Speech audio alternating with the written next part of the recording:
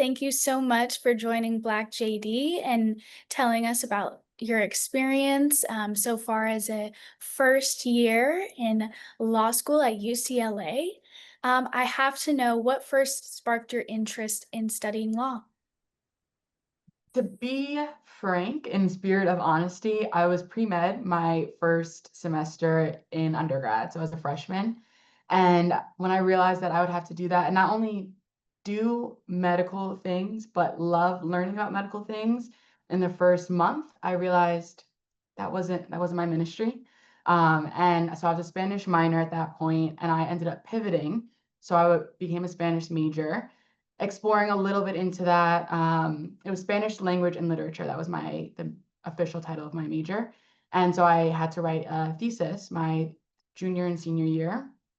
Got to sit in a room with undocumented high schoolers and middle schoolers in the Bronx, and just had a passion for telling people that the narrative that is being built around immigration law by everyone other than the people who are advocating for them or living in the experience that they're experiencing is not the only narrative that there is. And so pivot from med to Spanish language and literature major and then writing that thesis kind of threw me into the deep end of wanting to be an advocate through legal practice.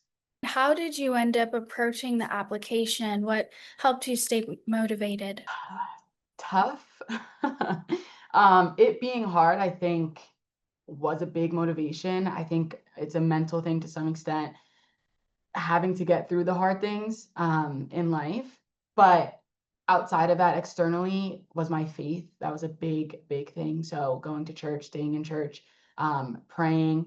And then on the other end, just my support system. So I have mentors from multiple programs that I've been working with since freshman year of college.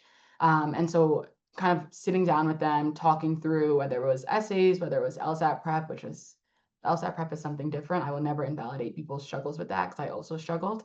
Um, but having people to kind of bounce off worries, bounce off thoughts, struggles, especially when it came down to essays, was like changed the entire experience for me, as well as being able to not only bounce off with people, but bounce off with the Most High. So I think faith and my support system were two big things. I know you mentioned being inspired with your work with undocumented students. So just to follow up on that, why UCLA Law? Was it the city, community, or local issues that influenced your interest in that particular area of law? For sure.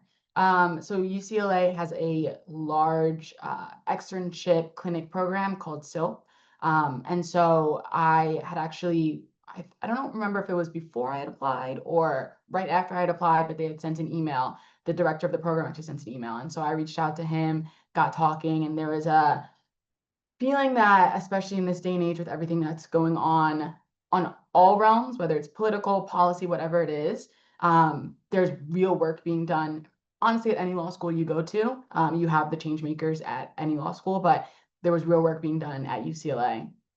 On the other end, being able to feel the sun and touch the grass in final season. And I'm a New Yorker till I die. I ride for New York. That's my home. But seasonal depression is real. And so I think in terms of applying to UCLA, getting to the West Coast was definitely a priority generally with applications. And how has your first semester of law school been at UCLA? Difficult but rewarding. I think I got up every day, look in the mirror, and those are part of my, you can do this. Like, it is hard. It's a lot of reading. They weren't lying about that. Um, there's your uncertainty. You're graded on one assignment at all. Oh, that was very legal. But knowing one that I worked so hard to get here, and not only me, my support system, my parents, my mentors, like that's time and effort that they've put in for me as well.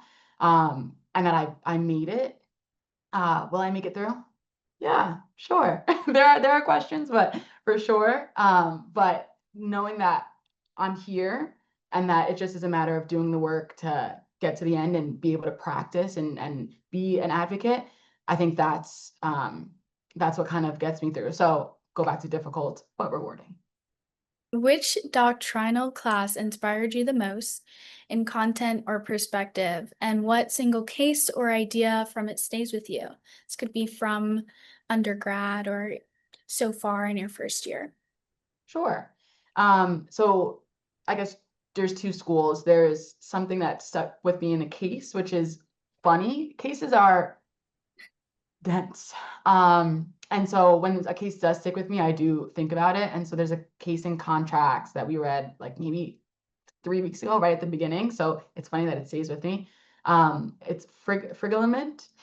I could be saying that wrong. BHN or BNS, sorry. And we literally call it what is chicken. And it's the fact that a contract fully turns on this one word or definition of chicken.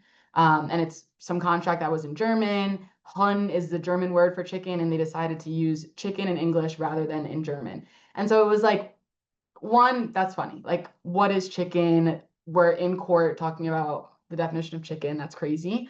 But also the fact that you go through all this work, you go through negotiations, both sides, both parties. I'm sure there's arguments, and you end up in court based on one definition that maybe you guys didn't discuss, or you guys hoped, you had the benefit of the doubt that you were in the right for how you interpreted it. And then I guess that kind of goes into the more legal concept of contracts, but the law in general being so moldable to what you want it to be, but at the very same time, so exact.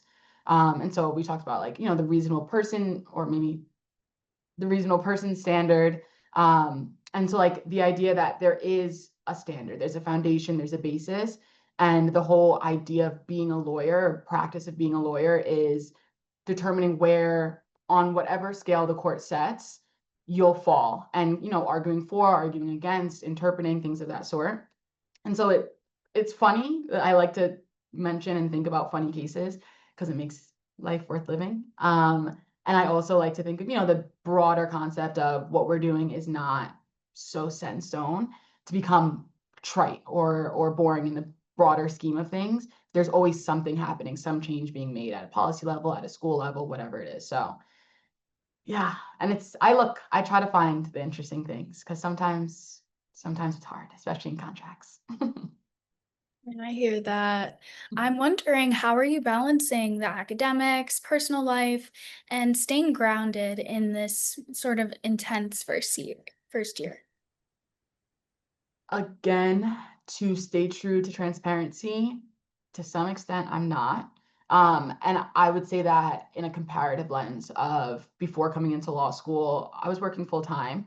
And so that balance, and I was a paralegal, so there wasn't very much work-life balance. But there was still more work-life balance than there is now. So there's a lot of time reading, doing assignments. There's a sense that I, want to study in order not to be behind when it comes to preparing for finals.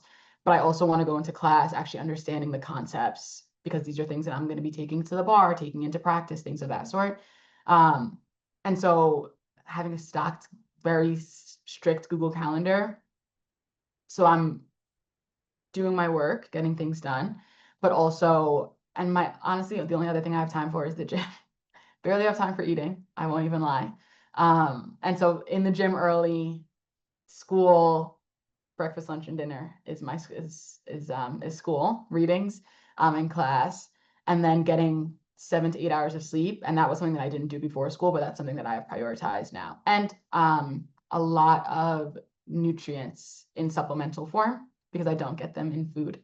So those have been kind of my grounding. I know if I'm staying healthy, I'll be able to perform. And obviously talking to people when I have the chance helps. So setting those boundaries are very important, especially during law school. And it is a common conception that law school is very competitive and it's hard to find community. So I was wondering, where have you found community inside UCLA Law, whether it's a student group, a professor, a cohort, and what practical role has that group played in your law journey so far? So prior to coming to UCLA, which is something that I do love about UCLA, and I think every school attendee or rep will say this about their school, but very, very collegial. And so before even coming to California, obviously I was across the country in New York, or maybe not obvious, I'm from New York. And so I came from New York, and they had made a group chat of committed, I think it was admitted students, and then we changed over to committed students. And within the group chat, they had made subgroups for like regional subgroups. And so I joined the New York subgroup, and we actually ended up getting, I think it was coffee or dinner or something of that sort around April. And so it was probably a group of 14 of us. We stayed in touch. I was like, you guys are normal. And I didn't expect normal people to be in law school, respectfully. And so I'm going to keep in touch with you guys. And so I got, dinner and drinks with a few of them throughout the year before I went to California. And then once we moved here, we've actually stayed as that big group. And so especially in the first couple of weeks, like every Friday, every Saturday, we were either exploring California, the Los Angeles area, or just getting together, hanging out in someone's apartment, and just like taking a minute to breathe, which I think the kind of grind of law school is that there's always an event or your classes, your reading, there's always kind of something that you want to be doing during the week. And so, and obviously during the weekends as well, we have readings. And so getting those moments again, like in the Google Calendar with a friend group, to just sit and like maybe not talk about chickens and and law school has been something that really has helped. In addition, I joined a couple of this student associations, BOLSA being a large one. Came into school with that intent of getting involved, and so I applied for the 1L rep here, and just getting into a room with people who look like you and who are going through the similar things and circumstances as you changes the game truly. And I've had conversations, whether it's networking, whether it's personal, how did you survive? And surviving being the operative word. And those conversations have, in 4 weeks, have changed the trajectory of my law school experience. And so having that group coming in, having normal people in law school has been great. And then also being a part of student groups, particularly BOLSA. And BOLSA is the Black Law Students Association, to clarify. I'm glad to hear that everyone in law school isn't super type A, especially in like UCLA Law, which is very prestigious. And I know you spoke about being a paralegal, so I was wondering, what's one concrete writing tip or structure you learned that's actually improved your briefs? So we actually just finished our first writing assignment, which was part of a memorandum in LRW. And I have my meeting tomorrow with my advisor, so he can give me feedback. So I'll have more on that tomorrow after 8:45. But I guess as a paralegal, the big thing reviewing briefs was, I guess, just attention to detail on a broader level. So, we have the whole, and everyone has done citations of some sort, but the blue book, the legal citations, having to know what those look like and kind of what it's like, whether or not the comma is italicized is what we had to do as paralegals, to some extent, on top of other things, obviously. And so coming into law school with that background of not kind of just skimming through, I think I did a lot of that in undergrad, skimming through, and as long as the concept is there, it's more of everything kind of has to be on par. And my LRW professor said, if a judge sees it, citations might seem like a small thing, but if a judge sees that the citations are messy, that with everything, it kind of puts a certain perception of how you handle facts, for example. And so I thought that was important in considering how you actually create briefs and just generally legal writing. And so attention to detail, having a bigger impact, is something that I think my LRW professor is really honing in on, and something that I've taken away in the past couple of weeks. It's really interesting. More on your paralegal experience.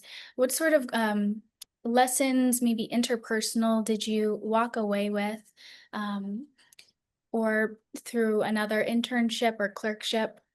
So being a litigation paralegal in New York, I honed a lot of skills, and a main one, like you mentioned, is the interpersonal aspect. So being able to, one, write an email, and two, build relationships not just based on what people can do for you, but who the person is something that I learned in a professional context, and bring that into law school, where I worked in litigation, but there are so many different things that you can do with a legal degree. So many different things that you can learn in law school. So I joined the Sports Law Association recently. I have been talking to GCs with LA sports groups. I've been interested in corporate law, M&A, mergers and acquisitions. What does it look like to make a a contract in the real world? And so knowing and learning how to network in a context of creating real relationships and asking people who, what, when, where, and why, who they are, why they are the way they are, why they chose to do the things that they do, versus just, can you get me a job, or can I leverage this connection for XYZ purpose? That is one of my biggest takeaways interpersonally from being a litigation paralegal, is how to create genuine connections when there is maybe a little bit of a knowledge or experience gap. And so that's something that I'm taking into figuring out what I want to do in the next rest of my life, I guess, but in the next 3 years to start. It seems like you're kind of, you have a lot of experience in litigation, but you're definitely curious about contract law. Has there been any specific experiences that have sort of confirmed a pivot or confirmed what you're specifically interested in?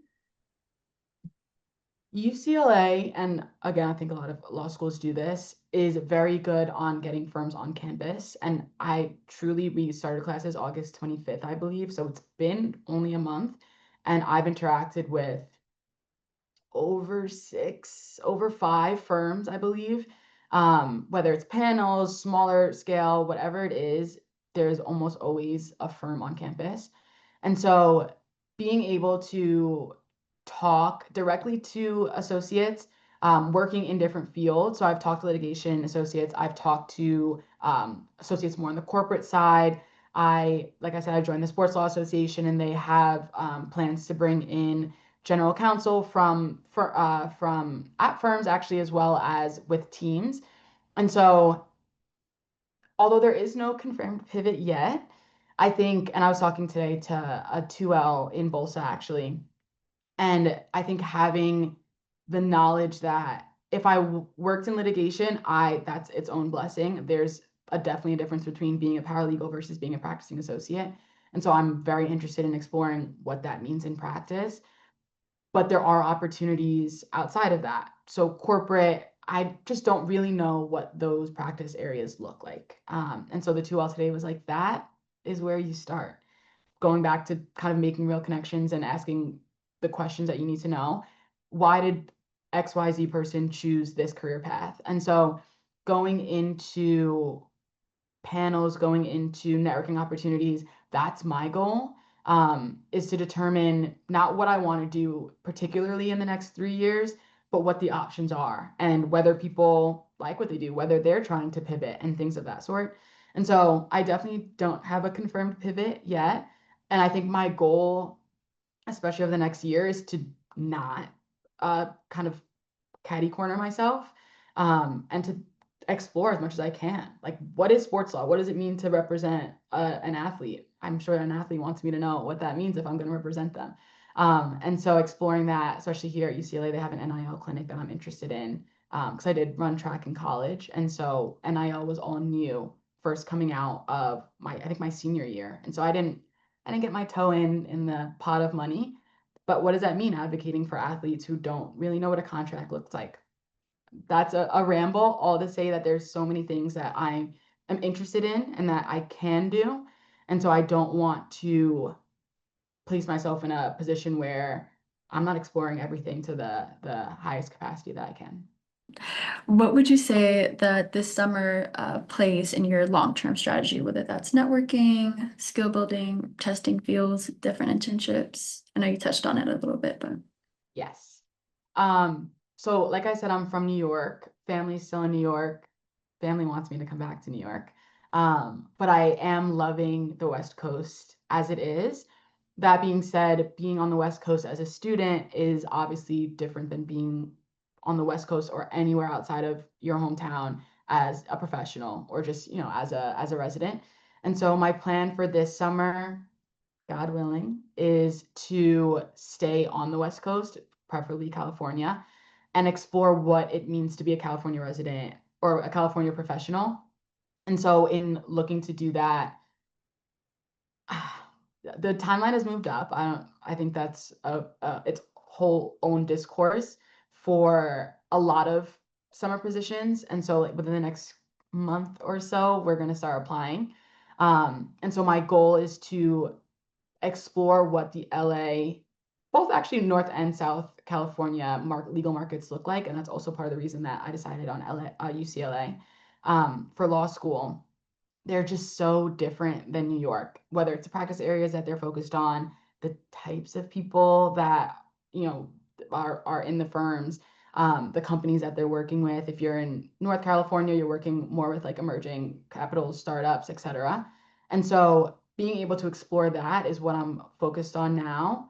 And like I said, I believe in the answer to the last question, just opening up a network here and determining what that looks like to practice in LA is what my goal is in the next maybe month or so before applications open. So talking to people in the LA firms, talking to people in Bay Area, Silicon Valley, and seeing what it means to practice and be a California lawyer compared to my experience with New York attorneys. So exploring that and kind of having fun with the process, talking to people, like I said, for who they are and not just what they do or what they can do for me.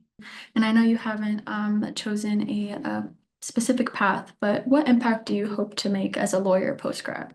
Given that I haven't chosen a specific path, I feel on more of a meta level, being the face in the room that looks like the client, that looks like opposing counsel, that looks like future clients. I would love to work in immigration, as I touched on earlier, in the future. And so being in a room and being representation for someone is my goal on a broader level. And so whether it's in sports, whether it's in corporate litigation, more on the contractual side, it helps in some extent, and whether it's just to me, to be someone who maybe doesn't look like the person sitting next to me, that to be a perspective in a room that they didn't have that perspective in the past. And so that's my goal generally. That's my law school goal. That's my life goal, is to be not only a perspective for those that I work with, but to be a perspective that I was looking for when I was in undergrad, that when I was in high school, when I was now, that I look for mentors and I look for people who look, whatever my identity, whether, and I know that touches on another question, but whether it's being a woman, whether it's being Black, whether it's being from New York on what I would say is a smaller level. I think more of my identity is being a Black woman. But being not only someone that can pull, like, I know it's also cliche, but to pull the next generation forward. But whether it's just to see me, hey, you show up, you're showing up. I think that's my goal generally. So, how has your identity shaped classroom dynamics, mentoring, or the way you present yourself in law school spaces? Perfect. Multifaceted. I think I grew up with a certain perspective of having to, or honestly wanting to rather than a have to, show up at a certain level, whether it's showing up just one step higher than, what I felt like when I woke up or whatever it may be. And so bringing that into law school, showing up in the classroom prepared to engage in discussion, prepared to go back and forth with professors, which happens often, and or classmates even, whether it's in class or outside of class. That has been a standard as a Black woman that I have set for myself, and I've seen my loved ones and mentors set as well. I think I also see that in a mentorship context where one of my current mentors is also a Black woman who's worked at larger law firms for most of her career, and I kind of see that reflected in, what I want to do, and who I want to be, and who I want to be for those who come after me as well. So going into practice, wherever I do practice, I always want to be not only a face in the room, but someone that, if you have questions about something, or similar to this conversation, similar to what Black JD is doing, if you, want to, I guess, I don't want to say follow in my shoes, but if you want to be where someone is, you can just observe how they carry themselves, what they do, what they have done. And so I think being a Black woman, and being an East Coaster, as we talked about before, has to some extent been showing up a little bit better than how I felt waking up, or a little bit better than how I wanted to be. And then reaching back and bringing the next generation with me to whatever extent and however that looks, in school and out of school, professionally as well. And this is going to be our final question. Thank you for sharing so far.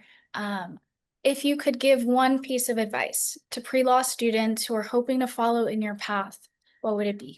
I think I try to give myself advice every day to make it through. And one big thing, two big things, I guess. One, always lean on your support system. There's a reason that they are here now. There's a reason that they've stuck with you through what you've gone through, whether it's chosen or not chosen, what we go through in life impacts who we are. And the support that we have, whether it's even just internally, is game changing. And so really lean on that support. Trust that they are there to help you, whoever it is, whether it's family, whether it's friends, whether it's more of a professional context, whether it's more of a personal mentorship, whoever it is. I think I struggled with that, trusting that they're happy to help. And that's something that I continue to work on. And then something that I tell myself very often is that the things that I've gone through in the past, the difficult things, my track record is 100%. I've gotten through them, even if it's really just survived them. Like I said, when I first got on this call, like my eyes are open. That's a blessing in itself. Even if it's just getting through them and surviving, track record is 100%. And so going forward, if it's meant for me, if this is what God's plan is for me, it's up and it's stuck. That's it. That's what it is. And so I think, one, support. Trust that they want to support you. Trust that whoever it is, trust that you want to support you. You want to see yourself win.